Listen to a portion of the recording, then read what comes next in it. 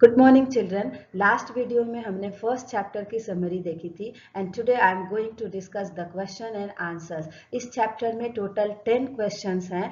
कुछ short notes भी हैं जिनमें आपको थोड़ा लेंदी आंसर लिखना होता है, लेकिन चूंकि आपके एग्जाम में सारे क्वेश्चंस 3 मार्क्स वाले होंगे, इसलिए आप अगर 4-5 लाइन तक भी आंसर लिखें तो वो काफ़ी होता है। इसलिए मैंने सारे क्वेश्चंस के आंसर 4-5 लाइन तक ही आपके लिए बना दिए हैं। आपको इससे एक आइडिया हो जाएगा। आप चाहे तो सिंपल वर्ड्स में अपने से भी आंसर लिख सकते हैं।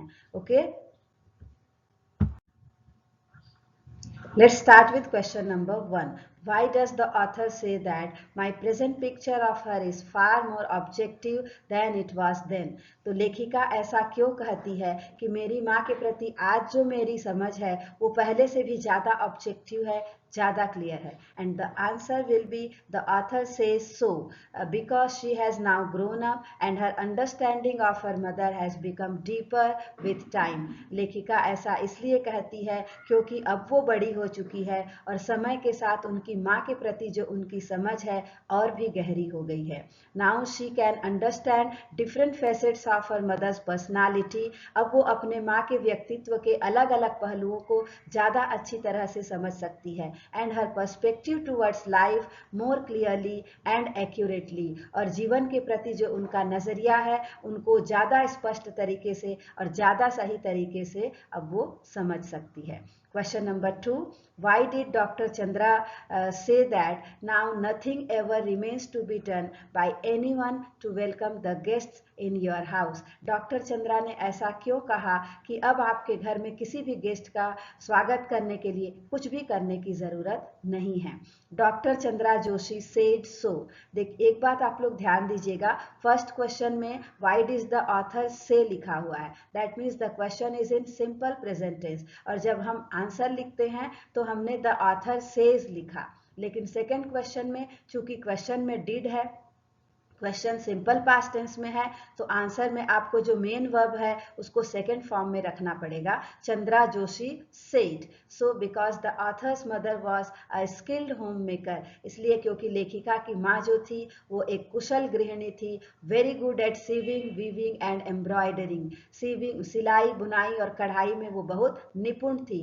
She had beautifully embroidered welcome and please be seated on the cushion covers. तो कुशन के कवर्स पर उन्होंने कढ़ाई करके बहुत सुंदर तरीके से वेलकम और प्लीज बी सीटेड लिखकर रखा हुआ था। When doctor Chandra visited her house he was very much impressed by her talent and said so in praise. तो जब डॉक्टर चंद्रा उनके घर आए तो उनकी माँ की जो टैलेंट है, उनकी प्रतिभा को देखकर वो बहुत इम्प्रेस हो गए और उनकी प्रशंसा में ही उन्होंने ये शब्द कहे थे। Question number 3. How did Ba behave in the presence of the elder members of the family? लेखिका की जो माँ है, जब उनके घर कोई बड़े आते थे उनके सामने कैसे बिहेव करती थी? And the answer will be Ba sincerely followed the traditions of her time. मेरी माँ अपने समाज के जो उनकी परंपरा थी उनका बहुत ही सिंसियरली पालन करती थी। When ever any Elder members of the family visited her house she would not exchange a word with her children. जब भी उनके रिलेशंस में फैमिली के बड़े लोग उनके घर आते थे तो वो अपने बच्चों के साथ बिल्कुल बात नहीं करती थी। She either seated on the floor और रिमेन्ड स्टैंडिंग। या तो वो फर्श पर बैठती थी उनके सामने या फिर खड़े ही रहती थी। Her children also did the same. और उनके बच्चे भी ऐसा ही करते थे। Question number 4. How did Ba earn the title madly in love with her husband? मेरी माँ को ऐसा टाइटल क्यों मिला था कि वो अपने पति के प्यार में पागल है? आंसर, बा अर्न द टाइटल। माँ को ये टाइटल इसलिए मिला था madly in love with her husband because she avoided attending family function without her husband. अपने पति के बिना वो किसी भी फैमिली के किसी कार्यक्रम में नहीं जाती थी।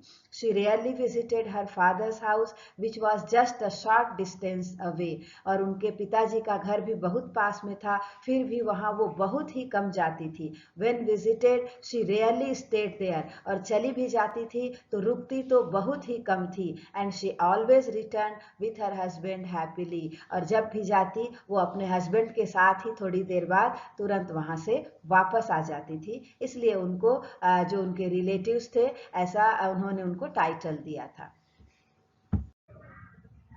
सेक्शन 2 जो है वो शॉर्ट नोट्स का है। यहाँ आंसर थोड़ा लेंदी होना चाहिए, बट चूंकि आपके लिए 3 मार्क्स का ही आएगा एग्जाम में तो इतना आंसर काफ़ी है। Describe the scene at the hospital the night the author's father died. तो हॉस्पिटल के उस शाम का दृश्य आपको वर्णन करना है जिस दिन लेखिका के पिता की मौत हुई थी। The author clearly remembers the scene at the hospital the night her father died. In the hospital's gloomy light of electric lamps, the light of her father's life was slowly but inevitably fading out. तो उस दिन का दृश्य लेखिका को बहुत अच्छे तरह से याद है, और हॉस्पिटल की जो ग्लूमी लाइट थी, धीमी रोशनी में ऐसा लग रहा था कि उनके पिताजी के जीवन की रोशनी भी धीरे धीरे करके बुझती जा रही है। The sadness of forthcoming parting was spreading on her mother's face, और उनके माँ के चेहरे पर भी आने वाला जो वियोग था उसका दुख साफ झलक रहा था। Seeing the upcoming tragedy, the author stood clinging to the partition wall of the hospital room, और आने वाले इस दुख की घड़ी को समझकर लेखिका भी हॉस्पिटल की जो पार्टीशन की दीवार थी उससे सटकर चुपचाप खड़ी थी। Comment on the relationship between the author's parents. Author parents का relationship कैसा था इस पर आपको comment लिखिए। The author's parents lived a married life of 32 years with perfect harmony. उनके जो वैवाहिक जीवन के 32 साल थे उन्होंने बहुत प्यार से सद्भाव से गुजारा। They had an unspoken understanding between them. और दोनों के बीच में एक बहुत अच्छी समझ थी, अनकही, दोनों एक दूसरे को बहुत अच्छे से समझते थे। Her father showered love upon her mother without a tinge of male dominance. और उनके पिता उनकी माँ से बेहद प्यार करते थे, और उनकी सोच में जो पुरुषवादी सोच है अहंकार बिल्कुल भी नहीं था। Her mother was so much devoted to him that she was titled madly in love with her husband. और उनकी माँ भी अपने हस्बैंड के लिए इतनी ज़्यादा डिवोटेड थी कि उनके रिलेटिव्स उनको कहते थे कि वो अपने हस्बैंड के प्यार में पागल है। Why did the author say Bar remains to stay at the center of the family? लेखिका ने ऐसा क्यों कहा है कि उनकी माँ जो है वो हमेशा उनके फैमिली के केंद्र में रहती थी। The author said so because her mother always chose to stand at the frame to give space to others. इसलिए क्योंकि उनकी माँ हमेशा लोगों को स्पेस देती थी, उनकी बातें सुनती थी, उनकी समस्याओं को समझती थी, स्वयं ही हमेशा बोलती नहीं रहती थी। In her absence also, her tender influence was felt by everyone because Ba cared for everyone and gave them importance and respect. मेरी माँ अपने सारे रिलेटिव्स का इतना ख्याल रखती थी, उनका इतना सम्मान करती थी कि वो जब नहीं भी होती थी तो लोग उनके एब्सेंस में उन्हें बहुत प्यार से याद करते थे। That is why she remained to stay at the center of the family. क्योंकि वो सबको बहुत ज़्यादा इम्पोर्टेंस देती थी, इसीलिए वो हमेशा परिवार के केंद्र में होती थी। The author believes that her mother was a modern woman. Give examples from the article to support your answer. लेखिका को लगता है कि उनकी माँ बहुत आधुनिक है। इस तर्क के जवाब में आपको पूरे चैप्टर से एग्जाम्पल्स देना है। The author strongly believes that her mother was a modern woman. लेखिका पूरी तरह से इस बात को मानती है कि उनकी माँ एक आधुनिक महिला है। She is amazed about her bold approach to life when her mother says to her while sending her out of station for studies. तो लेखिका जब पढ़ाई के लिए बाहर जा रही थी तो उनकी माँ ने उनसे जो कुछ कहा उसे सुनकर लेखिका भी आश्चर्यचकित हो गई। God forbid, but if you become pregnant, never think about committing suicide. तो माँ ने क्या कहा कि भगवान न करे कभी ऐसा हो, लेकिन अगर तुम प्रेग्नेंट हो भी गई तो भी कभी आत्महत्या करने की बात नहीं सोचना। लाइफ इज वेरी प्रेशियस, तो जीवन बहुत अमूल्य है। Give birth to the child and bring it up with pride. बच्चे को जन्म देकर बहुत गर्व से उसे बड़ा करना, ये उनकी माँ की सोच थी। दिस शोज दैट दो she was brought up in an Orthodox society, her thinking was far ahead of her time. और इस बात से ये पता चलता है कि भले ही उनकी माँ एक रूढ़िवादी समाज में पली बढ़ी थी, लेकिन उनकी सोच जो है अपने समय से भी काफी आगे थी, बहुत आधुनिक सोच थी। Give instances from the article depicting Ba's revolt against the dogmas and conventions of her time. तो इंस्टेंसेस मीन्स एग्जाम्पल, चैप्टर से आपको वो एग्जाम्पल देना है जिनमें ये लगता है कि उनकी माँ जो है अपने समय की जो परंपराएं हैं उनका विरोध करती थी, रिवोल्ट करती थी। द फॉलोइंग इंस्टेंसेस डेपिक्ट बास revolt against the dogmas and conventions of her time. तो दो एग्जाम्पल यहाँ पर दिए हुए हैं। After the death of her husband, बा showed her silent revolt by always wearing a borderless black sari with light blue blouse.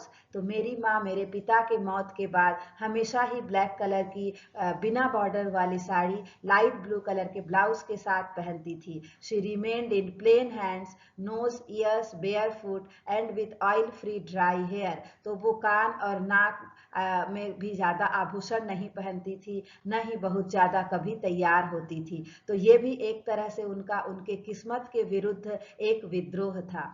Second जो है, in that orthodox period widows had to confine themselves to dark rooms. तो उस रूढ़िवादी जमाने में विधवा महिलाओं को हमेशा ही कमरे के अंदर में कैद रहना पड़ता था। But every evening Ba would take the author to the main gate that open to the public road and sit there for some time. लेकिन माँ जो है हर शाम को लेखिका का हाथ पकड़कर कुछ देर के लिए मेन गेट के पास जाती थी, जहाँ से सामने सड़क दिखाई देता था, और रोज वहां पर वो अपनी बेटी को लेकर कुछ देर के लिए बैठती थी। तो उनका ये भी जो काम था एक तरह से एक सामाजिक जो धारणाएं थी उनके प्रति एक विरोध था कि वो जिंदगी भर अंधेरे कमरे में अपना जीवन नहीं कैद होकर नहीं गुजारेंगी। Now the last question is, do you think the author is grateful to her mother? Why or why not? क्या आपको लगता है कि लेखिका अपनी माँ के प्रति ग्रेटफुल है, थैंकफुल है या कृतज्ञ है? हाँ तो क्यों और नहीं तो क्यों? The author is highly grateful to her mother. She learned the following life lessons from her. लेखिका अपनी माँ के प्रति बहुत ज़्यादा कृतज्ञ है। उन्होंने अपनी माँ से बहुत सारे जीवन की सीख ली है। The first one is to have high self-esteem yet never be arrogant. हमारे अंदर आत्मस्वाभिमान बहुत ज़्यादा होना चाहिए, लेकिन not be arrogant, हमें अहंकारी नहीं होना चाहिए। Not to shed tears in minor disappointments. छोटे छोटी मुश्किलों में हमको आंसू नहीं बहाना चाहिए। And have faith in God, भगवान पर हमेशा विश्वास रखना चाहिए। Life is all about discipline and manners. Life में डिसिप्लिन का बहुत महत्व है। हमारी लाइफ ऐसी हो कि जब हम न भी रहें तो लोग हमारे एब्सेंस को नोटिस करें, हमें याद करें। To respect elders and be true to family relations, हमें अपने बड़ों का हमेशा सम्मान करना चाहिए और पारिवारिक रिश्तों को बहुत शिद्दत से निभाना चाहिए। ये सारी बातें उन्होंने अपनी माँ से सीखी, and that's why she is very much grateful to her mother. This is all for today guys, and see you in the next video. Thank you.